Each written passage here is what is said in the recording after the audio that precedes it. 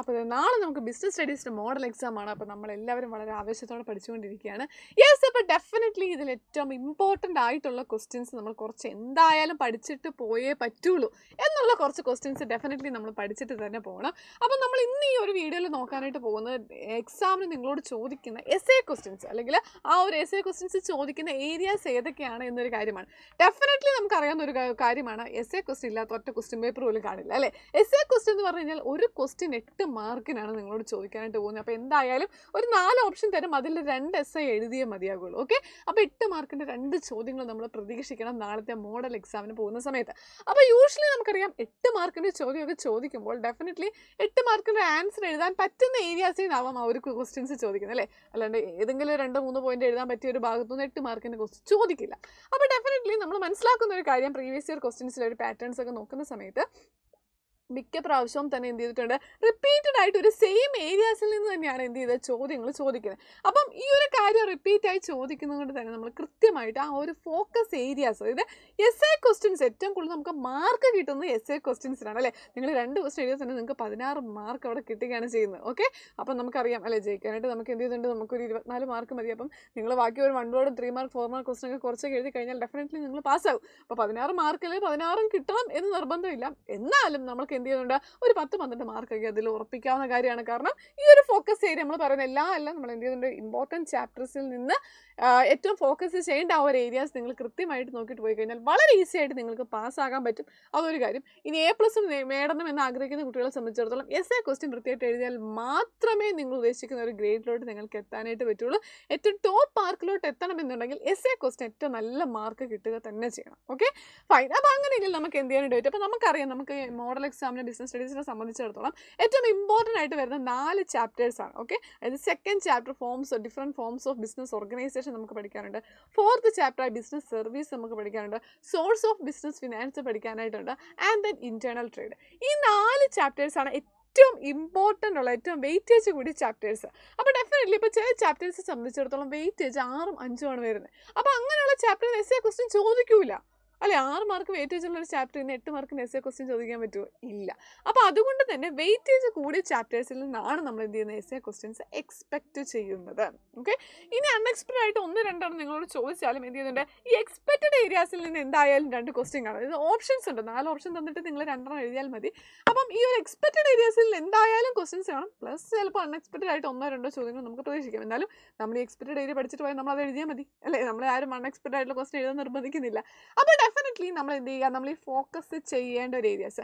ഇനി മറ്റൊരു കാര്യം എന്താണെന്ന് ചോദിച്ചാൽ, ചിലപ്പം ഈ ഒരു വർഷം ഇത് എസ് എ തന്നെയായിട്ട് ചോദിക്കണം എന്നില്ല. പക്ഷേ എന്ത് ചെയ്യുന്നുണ്ട്, ആ ഒരു ഏരിയയിൽ ഈ മുൻ വർഷങ്ങളിൽ എസ് എ ക്വസ്റ്റ്യൻ ചോദിച്ചിട്ടുള്ളത് കൊണ്ട് തന്നെ മറ്റു ചോദ്യങ്ങൾ ആ ഒരു ഏരിയയിൽ നിന്ന് പ്രതീക്ഷിക്കാം. കാരണം ആ ഒരു ചാപ്റ്ററിലെ ഏറ്റവും ഇമ്പോർട്ടൻ്റ് ആയിട്ടുള്ള ഒരു പോർഷനാണ്. കാരണം അതിൽ നിന്നുകൊണ്ടാണ് എന്ത് ചെയ്ത് എസ് എ ക്വസ്റ്റ്യൻ ആണ് ചോദിച്ചിരിക്കുന്നത്. അപ്പോൾ അതുകൊണ്ട് തന്നെ നമ്മൾ എന്ത് ചെയ്യുന്നുണ്ട്, ആ ഒരു പോർഷൻ ഇപ്രാവശ്യം എസ് എ അല്ലെങ്കിൽ മറ്റു മാർക്കിനുള്ള ചോദ്യങ്ങൾ ഡെഫിനറ്റ്ലി ചോദ്യങ്ങൾ വരും എന്ന് നമ്മൾ പ്രതീക്ഷിക്കുന്ന കുറച്ച് ഏരിയാസാണ് നമ്മൾ ഡിസ്കസ് ചെയ്യുന്നത്.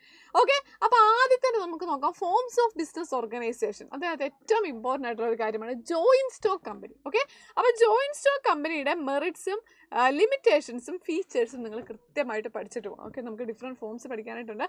അപ്പോൾ ജോയിൻറ്റ് സ്റ്റോക്ക് കമ്പനിയുടെ മെറിറ്റ്സ് ലിമിറ്റേഷൻസും ഫീച്ചേഴ്സും കൃത്യമായിട്ട് പഠിച്ചിട്ട് തന്നെ പോകണം. കാരണം റിപ്പീറ്റായിട്ട് ആ ഒരു ജോയിൻറ്റ് സ്റ്റോക്ക് കമ്പനിയുടെ ഒരു ഏരിയയിൽ നിന്ന് എന്തെങ്കിലും ചോദ്യങ്ങൾ ചോദിക്കാറുണ്ട്. മറ്റൊരു ഏരിയയാണ് പാർട്ട്ണർഷിപ്പ്. ഓക്കെ, ഡിഫറെൻറ്റ് ഫോംസിൽ ഏറ്റവും ഇമ്പോർട്ടൻ്റ് ഏതൊക്കെ 2 ചോദിച്ചാൽ എന്ത് ചെയ്യുന്നുണ്ട്, ഈ ജോയിൻറ്റ് സ്റ്റോക്കും പാർട്ട്ണർഷിപ്പുമാണ്. പിന്നെ സോൾ പ്രൊപ്പർഷിപ്പും എന്ത് ചെയ്യുന്നുണ്ട്, ചോദിച്ച് കാണുന്നുണ്ട്. പക്ഷേ മുൻ വർഷങ്ങളിൽ ചോദിച്ചതുകൊണ്ട് തന്നെ പ്രാവശ്യം മാറിയൊരു ക്വസ്റ്റ്യൻ ചോദിക്കാം എന്നാണ് നമ്മൾ എന്ത് ചെയ്യുന്നത്, പ്രതീക്ഷിക്കുന്നത്.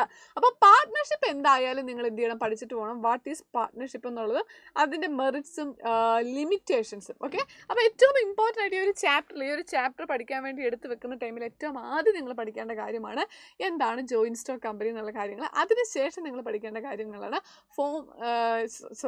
പാർട്ട്ണർഷിപ്പ് ബിസിനസ് എന്താണെന്നുള്ളത്. ഇനി നമുക്ക് എന്ത് ചെയ്യുന്നുണ്ട്, അവിടെ ഒരു ടേബിൾ നിങ്ങൾക്ക് കൃത്യമായിട്ട് തന്നിട്ടുണ്ട്. ഇതെല്ലാം കൂടെ കമ്പാരിസൺ നടത്താൻ, അല്ലെങ്കിൽ ഫീച്ചേഴ്സും മെറിറ്റ്സും ഡിമെറിറ്റ്സും എല്ലാം കൂടെ ഒറ്റയടിക്ക് പഠിക്കാൻ എളുപ്പത്തിനുള്ളൊരു ടേബിൾ നമ്മൾ നിങ്ങളെ പഠിപ്പിച്ചിട്ടുണ്ട്. ഡെഫിനറ്റ്ലി നമ്മുടെ ലൈവ് ക്ലാസ്സിലൊക്കെ നമ്മൾ എന്ത് ചെയ്യുന്നുണ്ട്, ആ ടേബിൾ ഒന്നുകൂടെ കാണിച്ച് അതിൽ ഏറ്റവും ഇമ്പോർട്ടൻ്റ് ആയിട്ട് നിങ്ങൾ പഠിക്കേണ്ട കാര്യങ്ങൾ അല്ലെങ്കിൽ എങ്ങനെ പഠിക്കാം എന്നുള്ള കാര്യങ്ങളെല്ലാം ഇൻക്ലൂഡ് ചെയ്തിട്ട് നമ്മൾ ലൈവ് ക്ലാസ്സുകൾ ഡീറ്റെയിൽ ആയിട്ട് എടുക്കും. അപ്പോൾ ഇപ്പോൾ ഈ പറയുന്ന ചോദ്യങ്ങൾ ആൻസറുകളെല്ലാം നമ്മൾ ലൈവ് ക്ലാസ്സിൽ ഡിസ്കസ് ചെയ്യും. അപ്പോൾ ഡെഫിനറ്റ്ലി നിങ്ങൾ ലൈവ് ക്ലാസ്സുകൾ നിർബന്ധമായിട്ട് കാണാം. അപ്പം അതിൽ സോൾ പ്രൊപ്പർഷിപ്പ്, പാർട്ട്ണർഷിപ്പ് ഇത് തമ്മിലുള്ള ഡിഫറൻസ്, ഓക്കെ, ഇത് തമ്മിലുള്ള കമ്പാരിസൺസ് കാര്യങ്ങളൊക്കെ എന്ത് ചെയ്യാറുണ്ട്, എക്സാമിന് ചോദിക്കാറായിട്ടുണ്ട്.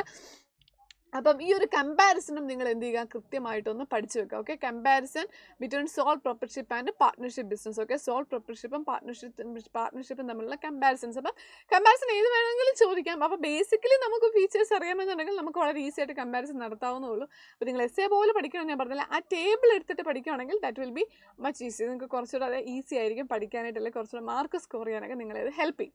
Okay, so this is about the second chapter. ഏറ്റവും ഇമ്പോർട്ടൻ്റ് ആയി 4 ചാപ്റ്റേഴ്സ് ഒന്നാണ് ഞാൻ പറയുന്നത്. 4 ചാപ്റ്റേഴ്സ് ഏറ്റവും ഇമ്പോർട്ടൻ്റ് ചാപ്റ്റേഴ്സിൽ തന്നെ ഏറ്റവും ഈസി ആയിട്ട് പഠിക്കാവുന്നതും നമുക്ക് ഏറ്റവും ഈസി ആയിട്ട് ഓർത്തിരിക്കാൻ പറ്റുന്ന ഒരു കാര്യമാണ്. കാരണം ഇതിനകത്ത് ഒരു കഥ പോലെ നമുക്ക് ഓർത്തിരിക്കാവുന്ന കാര്യങ്ങളുള്ളൂ. കാരണം ഇപ്പോൾ സോൾ പ്രൊപ്പർഷിപ്പിൻ്റെ ഫീച്ചേഴ്സ് പഠിച്ചു കഴിഞ്ഞാൽ പാർട്ട്ണർഷിപ്പ് അതിൽ നിന്ന് എങ്ങനെ വ്യത്യാസമായിരിക്കുന്നു, അതിൽ നിന്ന് ജോയിൻറ്റ് സ്റ്റോക്ക് കമ്പനി എങ്ങനെ വ്യത്യാസമായിരിക്കുന്നു, അതിൽ നിന്ന് ഹിന്ദു അൺഡിവൈഡ് ഫാമിലി എങ്ങനെ വ്യത്യാസമായിരിക്കുന്നു, അതിൽ നിന്ന് കോപ്പറേറ്റീവ് സൊസൈറ്റി എങ്ങനെ വ്യത്യാസമായിരിക്കും, അങ്ങനെ പഠിച്ചാൽ മതി. അതായത് ഒരെണ്ണം പഠിച്ചാൽ തന്നെ ബാക്കി അത് തമ്മിൽ അതിൽ നിന്ന് എങ്ങനെ വ്യത്യസ്തമായിരിക്കുന്നു എന്നുള്ള കാര്യങ്ങൾ പഠിച്ചാൽ മതി. അപ്പോൾ അതുകൊണ്ട് ഏറ്റവും വെയിറ്റേജ് ഉള്ള ചാപ്റ്റേഴ്സിൽ ഏറ്റവും എളുപ്പത്തിൽ നിങ്ങൾക്ക് പഠിക്കാവുന്ന ഒരു ചാപ്റ്റർ ഏതാണെന്ന് ചോദിച്ചു കഴിഞ്ഞാൽ forms of business organisation. Then coming to business service, ഈ ഒരു ചാപ്റ്ററിൽ നിന്ന് നിങ്ങൾ ഇൻഷുറൻസ് പഠിക്കാതെ പോകരുത്. ഓക്കെ, പ്രിൻസിപ്പിൾസ് ഓഫ് ഇൻഷുറൻസ് എന്തായാലും ഒരു ചോദ്യം നമുക്ക് പ്രതീക്ഷിക്കാവുന്നതാണ്. എസ്സേ ക്വസ്റ്റ്യൻസ് ഒരുപാട് തവണ ചോദിച്ചിട്ടുള്ളത്. അപ്പോൾ ഇൻഷുറൻസ് എന്താണെന്നും, ഓക്കെ, ഇൻഷുറൻസുമായി ബന്ധപ്പെട്ട കാര്യങ്ങൾ, ഓക്കെ, അതിൽ പ്രിൻസിപ്പിൾസ് ഓഫ് ഇൻഷുറൻസ് ഏറ്റവും നിർബന്ധമായിട്ട് പറയുന്നു. ഇൻഷുറൻസ് എന്താണെന്നും പ്രിൻസിപ്പിൾസ് ഓഫ് ഇൻഷുറൻസ് നിങ്ങൾ കൃത്യമായിട്ട് പഠിച്ചു വെക്കണം. പിന്നെ ഉള്ള കൊമേഴ്ഷ്യൽ ബാങ്കിൻ്റെ functions, okay, different types of commercial banks നിങ്ങൾക്ക് പഠിക്കാനായിട്ടുണ്ട്. ഓക്കെ, അപ്പം എന്ത് ചെയ്യുന്നുണ്ട്, different types of banking services, അതാണ് ഫങ്ഷൻസ് എന്ന് ഉദ്ദേശിക്കുന്നത്. ഓക്കെ, ബാങ്കിങ് സർവീസസ് ഏതൊക്കെയാണെന്നുള്ളത്. അപ്പം ഈ 2 കാര്യങ്ങൾ, അതായത് കൊമേഴ്സ് ബാങ്കുമായി ബന്ധപ്പെട്ട കാര്യങ്ങളും അതുപോലെ ഇൻഷുറൻസുമായി ബന്ധപ്പെട്ട കാര്യങ്ങളും, ഈ 2 കാര്യങ്ങൾ നിങ്ങൾ കൃത്യമായിട്ട് പഠിച്ചിട്ട് മാത്രമേ എന്ത് ചെയ്യാവുള്ളൂ, എക്സാമിന് നിങ്ങൾ പോകാനായിട്ട് പാടുള്ളൂ. കിട്ടിയോ? യെസ്. അപ്പോൾ that is about business service എന്ന് പറയുന്ന ഒരു ചാപ്റ്റർ. ഇതിൽ നിന്നും എന്ത് ചെയ്യുന്നുണ്ട്, എസ്സേ ക്വസ്റ്റ്യൻ എന്തായാലും നമുക്ക് പ്രതീക്ഷിക്കാവുന്ന ചാപ്റ്ററാണ്. അപ്പോൾ അതുകൊണ്ട് നിങ്ങൾ കൃത്യമായിട്ട് ഈ ചാപ്റ്റർ പഠിക്കുന്നതിൽ വിട്ടുവീഴ്ചയൊന്നും വരുത്തരുത്. കൃത്യമായിട്ട് എന്ത് ചെയ്യണം, ഈ ഒരു ചാപ്റ്റേഴ്സ് നിങ്ങൾ പഠിക്കണം. Okay, fine. അപ്പോൾ ബിസിനസ് സർവീസ് എന്ന് പറയുന്ന ഒരു ചാപ്റ്റർ കഴിഞ്ഞു കഴിഞ്ഞാൽ പിന്നെ നിങ്ങൾക്ക് പഠിക്കാനായിട്ടുള്ള മറ്റൊരു ചാപ്റ്റർ എന്താണെന്ന് ചോദിച്ചു കഴിഞ്ഞാൽ സോഴ്സസ് ഓഫ് ബിസിനസ് ഫിനാൻസ് ആണ്. ഓക്കെ, ഏതാണ് പഠിക്കാനായിട്ടുള്ളത്, സോഴ്സസ് ഓഫ് ബിസിനസ് ഫിനാൻസ്. അപ്പോൾ സോഴ്സ് ഓഫ് ബിസിനസ് ഫിനാൻസിലോട്ട് വരുന്ന സമയത്ത് നമുക്കറിയാം ഈ ചാപ്റ്ററും വളരെ ഇമ്പോർട്ടൻ്റ് ആയിട്ടുള്ള ചാപ്റ്ററാണ്. ഓക്കെ, വേരിയസ് സോഴ്സസ് ആണ് നമുക്ക് ഇതിനകത്ത് പഠിക്കാനായിട്ടുള്ള. ഒരു എക്സാം വ്യൂ പോയിന്റിൽ നോക്കുകയാണെങ്കിൽ നമുക്ക് മനസ്സിലാക്കാൻ വളരെ ഇമ്പോർട്ടൻ്റ് ആയിട്ടുള്ള ഒരു ചാപ്റ്ററാണ്. ഓക്കെ, അപ്പം അതിൽ മെയിൻ ആയിട്ട് പറയുകയാണെങ്കിൽ എന്ത് ചെയ്യുന്നുണ്ട്, long term sources of fund എന്താണ്, different long term sources of ഫണ്ടുകൾ ഏതൊക്കെയാണ് എന്ന്. അപ്പോൾ കൃത്യമായിട്ട് ആ കാര്യങ്ങൾ നിങ്ങൾ മനസ്സിലാക്കണം, ഏതാണ് ലോങ് ടേം സോഴ്സസിൽ വരുന്നത്. അപ്പോൾ നമ്മൾ അതിനകത്ത് കയറിയിട്ട് എസ്സേ ചോദിക്കുന്ന സമയത്ത് ഒരു ഷോർട്ട് ടേം സോഴ്സ് എഴുതി കഴിഞ്ഞാൽ മാർക്ക് കുറയും. അപ്പോൾ കൃത്യമായിട്ട് ഉറപ്പുള്ള ചോദ്യങ്ങൾക്ക് മാത്രമേ നിങ്ങൾ എന്ത് ചെയ്യാവുള്ളൂ, നിങ്ങൾക്ക് അത്രമേൽ ഉറപ്പാണെങ്കിൽ മാത്രമേ നിങ്ങളവിടെ ആൻസർ കൊടുക്കാനായിട്ട് പാടുള്ളൂ. Okay, fine. അപ്പോൾ അതാണ് എന്ത് ചെയ്യുന്നത്, അവിടെ ചോദ്യമായിട്ട് നിങ്ങളോട് ചോദിച്ചിരിക്കുന്നത്. അപ്പോൾ നിങ്ങളത് കൃത്യമായിട്ട് പഠിക്കുക. എന്ത് ചെയ്യുന്നുണ്ട്, long term sources, okay, various sources of long term finance ഏതൊക്കെയാണെന്നുള്ള കാര്യങ്ങൾ പഠിച്ചു വെക്കുക.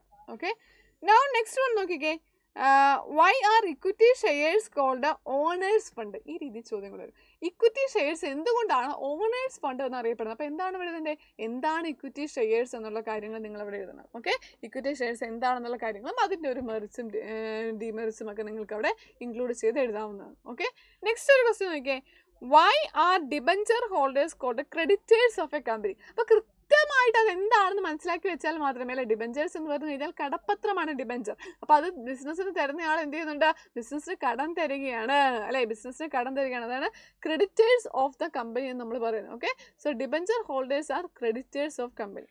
നെക്സ്റ്റ് നോക്കിയേ, why is bank credit considered more flexible than public deposit. എന്ത് ചെയ്യുന്നുണ്ട്, എന്തുകൊണ്ടാണ് ബാങ്ക് ക്രെഡിറ്റ് പബ്ലിക് ഡിപ്പോസിറ്റിനേക്കാൾ മോർ ഫ്ലെക്സിബിൾ ആണ് എന്ന് പറയുന്നതിനുള്ള കാരണമെന്നാണ് ചോദിച്ചിരിക്കുന്നത്. Okay, why is bank credit more flexible than public deposit. Okay, bank credit എന്ന് പറയുന്നത് പബ്ലിക് ഡിപ്പോസിറ്റിനേക്കാൾ ഫ്ലെക്സിബിൾ ആണ്, എന്തുകൊണ്ടാണ് എന്നാണ് ചോദിച്ചിരിക്കുന്നത്. ഓക്കെ, അപ്പം എന്ത് ചെയ്യുക, ബാങ്ക് ക്രെഡിറ്റിൻ്റെ മെറിറ്റ്സ്, അതിൻ്റെ ഫീച്ചേഴ്സ് കാര്യങ്ങൾ നിങ്ങൾക്ക് ഇവിടെ എഴുതാനായിട്ട് ശ്രദ്ധിക്കുക. പബ്ലിക് ഡിപ്പോസിറ്റിൽ നിന്ന് എന്തെല്ലാം അഡീഷണൽ മെറിറ്റ്സ് ആണ് അവിടെ ഉള്ളത്. Okay, Now, why do companies prefer internal source of finance? എന്തുകൊണ്ട് ഇന്റേണൽ സോഴ്സ് ഓഫ് ഫിനാൻസ് കമ്പനികൾ പ്രിഫർ ചെയ്യുന്നു എന്നൊരു ചോദ്യം നിങ്ങളോട് എക്സാമിന് ചോദിക്കും. Okay, internal source of finance. അപ്പോൾ ഏതൊക്കെയാണ് ഇന്റേണൽ സോഴ്സ്, ഏതൊക്കെയാണ് എക്സ്റ്റേണൽ സോഴ്സ് എന്ന് മനസ്സിലാവും. അപ്പോൾ കൃത്യമായിട്ട് നമുക്ക് പറയുകയാണെങ്കിൽ നമ്മൾ ലൈവ് ക്ലാസ്സിൽ ഡീറ്റെയിൽ ആയിട്ട് നിങ്ങൾക്ക് ആ ഒരു ചാപ്റ്റർ എടുത്ത് തരുന്നതാണ്. അപ്പോൾ അതിൽ കൃത്യമായിട്ട് നിങ്ങൾക്ക് ആ ഒരു ക്ലാസിഫിക്കേഷൻ കാര്യങ്ങളെല്ലാം നമ്മൾ എന്ത് ചെയ്യുന്നുണ്ട്, അവിടെ ഇൻക്ലൂഡ് ചെയ്യുന്നുണ്ട്. ഓക്കെ, അപ്പോൾ ആ ഒരു ക്ലാസിഫിക്കേഷൻ ഇൻക്ലൂഡ് ചെയ്യുമ്പോൾ തന്നെ നിങ്ങൾക്ക് എന്ത് ചെയ്യുന്നുണ്ട്, നിങ്ങൾക്ക് കൃത്യമായിട്ട് ഒരു ഐഡിയ അവിടെ കിട്ടും. സോ നിങ്ങൾ ആ ഒരു ഐഡിയ ഉപയോഗിച്ചുകൊണ്ട് തന്നെ കൃത്യമായിട്ടൊന്ന് പഠിക്കുക. ഓക്കെ, അതായത് എന്തുകൊണ്ടാണ് കമ്പനീസിനെ സംബന്ധിച്ചിടത്തോളം companies internal source of finances prefer ചെയ്യുന്നത് എന്നുള്ള കാര്യങ്ങളാണ്. അപ്പോൾ കൃത്യമായിട്ട് classification internal source, external source, long time, short time, medium source of ഫണ്ടുകൾ, അതായത് നമ്മളൊരു എന്ത് ചെയ്തിട്ടുണ്ട്, ഒരു ഫ്ലോ ചാർട്ട് തന്നിട്ട് തന്നെ പഠിപ്പിച്ചിട്ടുണ്ട്. അപ്പോൾ ആ ഫ്ലോ ചാർട്ടുകൾ നിങ്ങൾ എന്ത് ചെയ്യുക, കൃത്യമായിട്ടൊന്ന് പഠിക്കാനായിട്ട് അവിടെ ശ്രദ്ധിക്കുക. ഓക്കെ, ഫ്ലോ ചാർട്ടുകൾ എന്ത് ചെയ്യുക, കൃത്യമായിട്ടൊന്ന് പഠിക്കാൻ വേണ്ടിയിട്ടാണ് ഇവിടെ ശ്രദ്ധിക്കുക. ഓക്കെ, അതാണ് സോഴ്സ് ഓഫ് ബിസിനസ് ഫിനാൻസിലോട്ട് വരുമ്പോൾ നമ്മൾ കാണുന്നൊരു കാര്യം. ഇനി മറ്റൊരു കാര്യമാണ് എന്ത് ചെയ്യുന്നത്, ഇന്റേണൽ ട്രേഡ് എന്ന് പറയുന്നത്. എന്താണ് ഇന്റേണൽ ട്രേഡിനകത്ത് പറയുന്നത്? Why are wholesalers considered necessary in modern trade? Okay, അതായത് എന്തുകൊണ്ടാണ് wholesalers, okay, why are wholesalers considered necessary in modern trade? Modern ട്രേഡിൽ എന്തുകൊണ്ട് നമ്മൾ ഹോൾസെയിലേഴ്സ് നെസസറി ആണെന്ന് പറയുന്നത്. മെയിനായിട്ട് പറയുകയാണെങ്കിൽ ഇതിന് ഹോൾസെയിലേഴ്സിൻ്റെ ഫംഗ്ഷൻസ് നിങ്ങൾ കൃത്യമായിട്ട് എന്ത് ചെയ്യണം, പഠിച്ചു വെക്കണം. ഓക്കെ, ഹോൾസെയിലേഴ്സ് ഫംഗ്ഷൻ ടു റീറ്റെയിലറുണ്ട്, മാനുഫാക്ചർ ഉണ്ട്, രണ്ടും കൂടെ ഒക്കെ കമ്പൈൻ ചെയ്തിട്ടാണ് എസ് ചോദിക്കുന്നത്. അപ്പോൾ ഒരു 4 പോയിന്റ് വെച്ചെങ്കിലും കൃത്യമായിട്ട് പഠിക്കുക. 8 മാർക്കിന് ചോദ്യം ചോദിക്കുമ്പോൾ മിനിമം 8 പോയിന്റ് അവിടെ വരണം. Right, then why do chain stores eliminate middle man? Chain സ്റ്റോർസിൽ മിഡിൽ മാൻ ഇല്ലാത്തത് എന്തുകൊണ്ടാണ്? ഓക്കെ, അപ്പോൾ ചെയിൻ സ്റ്റോറിൻ്റെ ഫീച്ചേഴ്സും കാര്യങ്ങളും ആവും നിങ്ങൾ അവിടെ എഴുതേണ്ടി വരുന്നത്. Now why are departmental stores suitable for urban areas? Okay, departmental stores നമുക്കറിയാമല്ലോ, ഡിഫറെൻറ്റ് മോൾസ് കാര്യങ്ങളൊക്കെ വരുന്നുണ്ട്. അത് അർബൻ ഏരിയാസിലാണ് കുറച്ചുകൂടെ സ്യൂട്ടബിൾ. എന്തുകൊണ്ടാണ്? അപ്പോൾ അതിൻ്റെ ഫീച്ചേഴ്സ് കാര്യങ്ങളാണ് നിങ്ങൾ അവിടെ എഴുതേണ്ടി വരുന്നത്. Now, why are internet retailers common in rural areas? Okay, എന്ത് ചെയ്യുന്നുണ്ട്, ഇന്റർനെറ്റ് റീറ്റെയിലേഴ്സ് റൂറൽ ഏരിയാസിൽ കോമൺ ആണ് എന്ന് പറയുന്നത് എന്തുകൊണ്ടാണ് എന്നാണ് ചോദിച്ചിരിക്കുന്നത്. Okay, internet retailers common in rural areas. അപ്പോൾ എന്താണ് ഇന്റർനെറ്റ് റീറ്റെയിലേഴ്സ് നമുക്കറിയണം. അപ്പോൾ കൃത്യമായിട്ട് ഈ ഒരു കാര്യങ്ങൾ നിങ്ങൾ പഠിച്ചു വെച്ചാൽ മതി. അപ്പം നമ്മൾ ഡെഫിനറ്റ്ലി ലൈവിൽ ഈ കാര്യങ്ങളെല്ലാം ഡീറ്റെയിൽ ആയിട്ട് നിങ്ങൾക്ക് എടുത്തു തരുന്നുണ്ട്. ഏറ്റവും ഇമ്പോർട്ടൻ്റ് ആയിട്ടുള്ള ഈ ഒരു ഏരിയാസ് നിങ്ങൾ എന്ത് ചെയ്യണം, ഫോക്കസ് ചെയ്ത് തന്നെ പഠിക്കണം. ഓക്കെ, അപ്പോൾ ഇന്റർണൽ ട്രേഡ് എന്ന് പറഞ്ഞൊരു ചാപ്റ്ററിൽ നമുക്ക് എന്തായാലും എന്ത് ചെയ്യാം, എസ്എ ക്വസ്റ്റ്യൻസ് പറയാം.